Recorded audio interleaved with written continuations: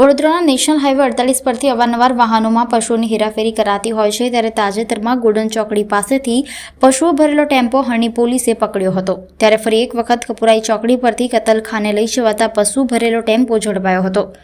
વડોદરા શહેરની કપુરાઈ ચોકડી ઓવરબ્રિજ પરથી પ્રાણી ક્રૂરતા નિવારણ સંસ્થાના કાર્યકરોએ પોલીસ સાથે મળીને કપુરાઈ ઓવરબ્રિજ પરથી કતલના ઈરાદે લઈ જવાતા 17 પશુઓ ભરેલો ટેમ્પો ઝડપી પાડ્યો હતો. ટેમ્પોમાં તપાસ કરતા ડ્રાઈવર અને ક્લીનર મળી આવ્યા હતા, જેથી પોલીસે ડ્રાઈવર મોહસિન હુસેન બુમરા તથા સુફિયાન રમજાન ઘાંચીને ઝડપી પાડ્યા હતા. આરોપીઓની પૂછપરછ કરતા ગોધરા ખાતે રહેતા ઇકબાલ ઘોંચુએ પશુ ભરેલો ટેમ્પો આપ્યો હતો. આ ટેમ્પામાં ભરેલા પશુઓ ગોધરાથી વલણના કતલખાને લઈ જવાતા હોવાનું જણાવ્યું હતું. પોલીસે ડ્રાઈવર અને ક્લીનરની ધરપકડ કરીને 17 પશુઓ અને ટેમ્પો સહિતનો મુદ્દામાલ કબજે કર્યો છે, જ્યારે પશુ મોકલનાર ઇકબાલ ઘોંચુ અને પશુ મંગાવનારને વોન્ટેડ જાહેર કર્યો હતો.